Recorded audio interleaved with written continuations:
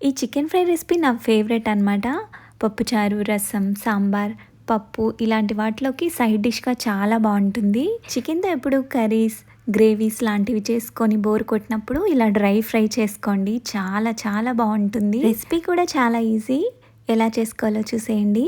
First అయితే ఒక non stick pan పెట్టుకొని కొంచెం ఆయిల్, ఒక స్పూన్ ఘీ యాడ్ చేసుకొని పచ్చిమిర్చి, కొంచెం కరివేపాకు, అల్లం వెల్లుల్లి పేస్ట్ వేసుకొని వెంటనే మనం కడిగి పెట్టుకున్న చికెన్ని కూడా వేసేసుకోవాలి. చిన్న చిన్న ముక్కలుగా చేసుకోండి చికెన్ పీసెస్ని. నేనైతే బోన్స్ కూడా వేసేసాను. మీకు కావాలంటే బోన్లెస్గా కూడా చేసుకోవచ్చు. ఎప్పుడైతే చికెన్ యాడ్ చేస్తామో అప్పటి నుంచి ఫ్లేమ్ మాత్రం హైలో పెట్టుకొని ఇలా కలుపుతూ ఉండాలి. చికెన్లోంచి వాటర్ అంతా వచ్చేసి ఇంకిపోయేదాకా ఇలా ఫ్రై చేస్తూ ఉండాలి. తర్వాత కొంచెం పసుపు, సాల్ట్ యాడ్ చేయాలి. ఖచ్చితంగా గుర్తుపెట్టుకోండి, సాల్ట్, పసుపు యాడ్ చేసేటప్పటికి మొత్తం వాటర్ అంతా డ్రై అయిపోయి ఆయిల్ తేలుతుందనమాట.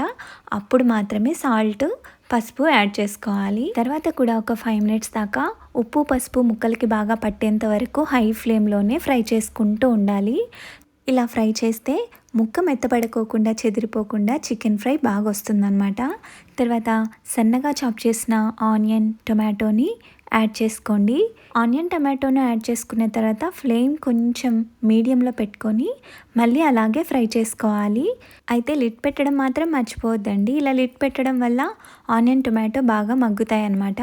1 మినిట్కి ఒకసారి ఇలా లిడ్ తీసి ఇలా ఫ్రై చేసుకొని మళ్ళీ లిడ్ పెట్టి ఇలా ఫ్రై చేసుకుంటూ ఒక 2-3 మినిట్స్ ఫ్రై చేసుకోవాలి.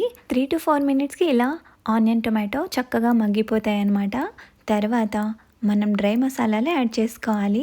కారం అయితే ఎక్కువ వేసుకోండి, స్పైసీగా బాగుంటుంది. ముందుగా పచ్చిమిర్చి వేసాం కాబట్టి చూసుకొని వేసుకోండి.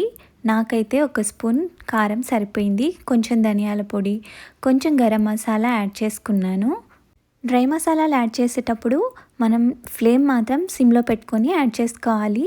ఇలానే 2-3 మినిట్స్ ఫ్రై చేసుకున్న తర్వాత నేను చెక్ చేసుకున్నాను అనమాట, సాల్ట్ సరిపోయిందా లేదా అని చెప్పేసి. నాకైతే కొంచెం సాల్ట్ తగ్గినట్లు అనిపించింది.